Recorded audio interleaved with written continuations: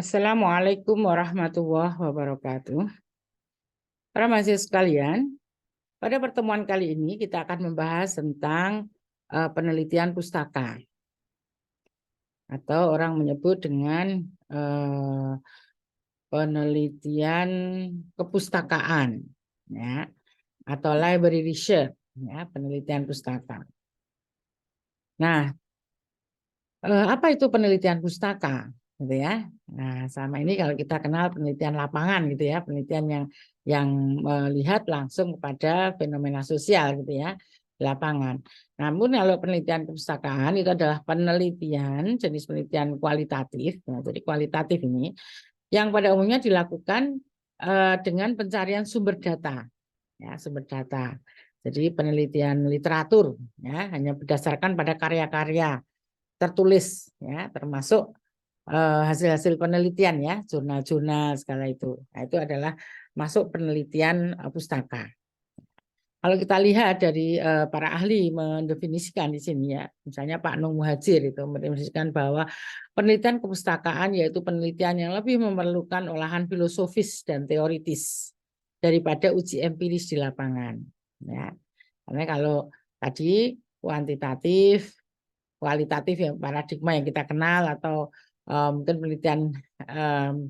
penelitian lapangan yang lain, ya, misalnya eksperimen gitu ya, itu kan semua di lapangan, ya, atau survei itu di lapangan. Tapi kalau penelitian pustaka itu adalah penelitian yang itu berdasarkan pada kajian pustaka, ya, kajian teori, ya, teori dan analisisnya biasanya adalah filosofis, ya, sifatnya teoritis dan filosofis. Nah, penelitian pustakaan ini lebih sering menggunakan pendekatan filosofis atau philosophical approach, ya, dibandingkan pendekatan yang lain. Metode penelitian pustakaan itu mencakup sumber data, ya, ada data primer, data sekunder, gitu ya. Jadi primer itu artinya data yang memang utama digunakan atau buku utama yang digunakan dalam penelitian itu, ya. Sedangkan data sekunder adalah buku-buku yang dijadikan pendukung, ya, pendukung dari topik penelitian yang dilakukan, ya. Kemudian pengumpulan datanya itu biasanya menggunakan dokumen, ya, dokumen-dokumen baik itu soft atau hard, gitu ya. Ya, hard itu buku-buku jurnal, gitu ya, yang sudah di print, gitu ya. Sedangkan yang soft itu yang masih dalam apa hard disk dan sebagainya gitu. Ya, kemudian analisa datanya, ya, analisa datanya tadi ya kebanyakan menggunakan filosofis, ya. Nah, ya. Ya, tapi juga ada analisa datanya yang kritis, ya, filosofis kritis gitu. Ya, tergantunglah apa yang kita teliti, ya. Kalau di dalam pendidikan tuh sering kita konsep pendidikan, ya, perbandingan konsep pendidikan karakter antara misalnya Imam Ghazali dalam buku Ihya Ulumuddin dan Likona dalam buku karakter building, misalnya kita bandingkan dua buku itu namanya buku primer, ya, atau sumber data primer. Sedang sekundernya nanti adalah buku-buku lain yang bicara tentang pendidikan karakter, ya, itu dijadikan sebagai tambahan, gitu ya. Nah, itu kalau pustaka, ya. Nah, ya, di satu sisi memang pustaka itu enak, ya, kita nggak usah pergi kemana-mana, nggak usah kansen untuk wawancara, ya, atau nyebar angket gitu. Namun juga harus diingat dalam penelitian pustaka itu kita harus menguasai bahasa dari buku-buku yang menjadi rujukan itu. Jadi misalnya Ihya Ulumuddin, ya paling nggak kita harus bisa tahu bahasa Arab karena Ihya Ulumuddin itu aslinya bahasa Arab, kan gitu ya. Atau karakter building, nah itu berarti bahasa Inggris, kan gitu. Paling nggak si peneliti harus bisa, ya, menerjemahkan gitu. Sehingga buku yang dipakai bukan buku terjemahan, tapi buku utamanya, ya, utama dari si tokoh itu namanya buku primer, ya.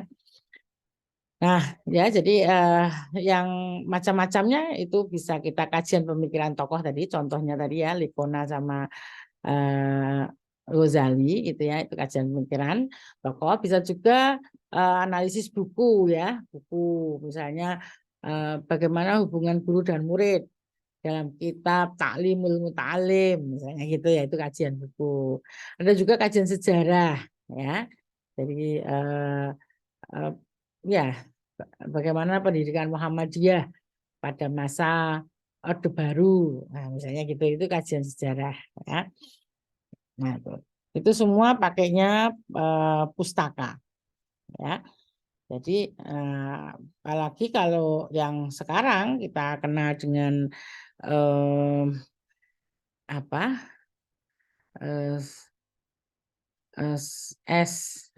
SLR ya, apa sistematik literatur review ya, sistematik literatur review itu kita juga bisa meneliti jurnal-jurnal yang ada di internet itu ya, jurnal-jurnal yang sudah publish di internet itu dengan topik yang sama begitu, kemudian kita cari ya, setelah kita terkumpul kemudian kita analisis. Nah, itu sistematik literatur review itu juga boleh ya. Itu juga penelitian pustaka masuknya, karena kita tidak ke lapangan ya, tapi adalah menggunakan jurnal-jurnal yang ada ya.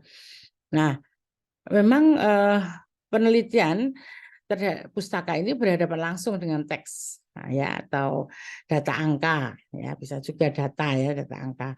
Data pustaka bersifat siap pakai ya. Jadi kita tidak perlu lagi menghitung dulu atau enggak, tapi yang sudah ada ya data. Data pustaka umumnya berupa sumber sekunder ya, karena misalnya rapot itu sumber sekunder karena kita tidak ngetes sendiri ya, itu rapot anak-anak sekolah itu ya misalnya. Kondisi data pustaka tidak dibatasi oleh ruang dan waktu, jadi bebas ya, kita bisa mencari data itu dari mana saja dan di mana saja ya. Yang penting dia adalah dokumen sifatnya. Nah, langkah-langkahnya dalam penelitian pustaka itu adalah satu, kita menyiapkan alat dan perlengkapannya. Kemudian kita menyusun bibliografi kerjanya, ya urut-urutannya. Kita mengatur waktunya, ya. Kemudian kita membaca dan membuat catatan penelitian, gitu. Ya. Nah, kegiatan yang bisa dilakukan dalam penelitian pustakaan adalah kita mencatat semua yang ditemukan mengenai masalah penelitian. Jadi ya, yang ada di situ ya. Kalau sekarang tuh enak sekali, kita ada NVivo ya, ada aplikasi NVivo itu. Nah, itu sudah, kalau misalnya mau mengetahui si anu tuh rajin belajar misalnya ya, orangnya rajin. Itu di dalam buku itu tuh sudah kata-kata apa rajin yang menunjukkan rajin itu sudah bisa dihitung.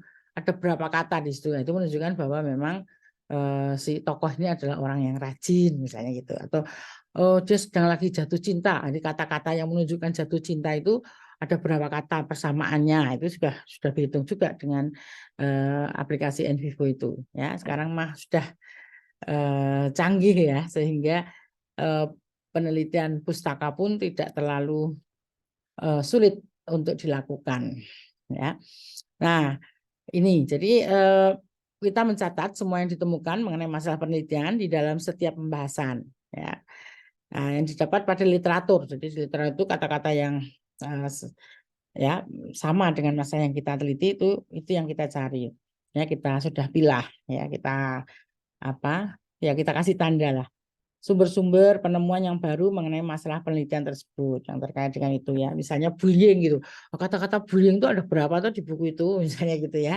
Nah itu misalnya, kemudian memadukan segala hal yang ditemukan ya, jadi yang kira-kira ada kaitannya itu kita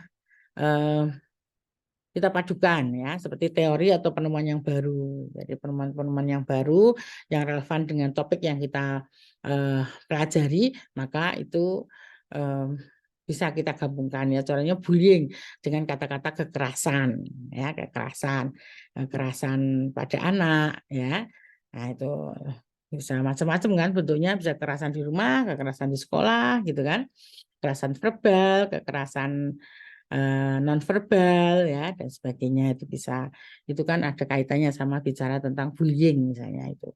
Kemudian menganalisis segala hal yang ditemukan dari berbagai bacaan terkait kekurangan dan kelebihan dari literatur yang sudah dibaca atau hubungan antar setiap materi yang dibahas pada bacaan tersebut ya. Jadi kita analisis ini lebihnya apa, ini kurangnya apa gitu ya. Jadi kita sampai kepada mengelompokkan ya kata-kata yang ada di buku itu ya.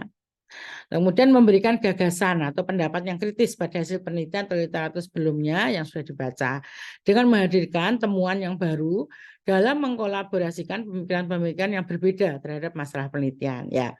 Otomatis di situ ketika kita menganalisis dari temuan-temuan tadi ya kan pertama kata-kata itu ya, kata-kata kita sendirikan, kata-kata yang memang cocok dengan masalah kita, masalah penelitian kita, kemudian juga teori-teori baru yang terkait dengan penelitian kita kumpulkan, kemudian kita analisa ya berbagai bacaan itu plus minusnya tuh, kelebihannya apa, kekurangannya apa gitu ya. Jadi kita tidak hanya bicara tentang kelebihan atau menyanjung-nyanjung satu buku dan mengolok-olok buku yang lain, tidak ya.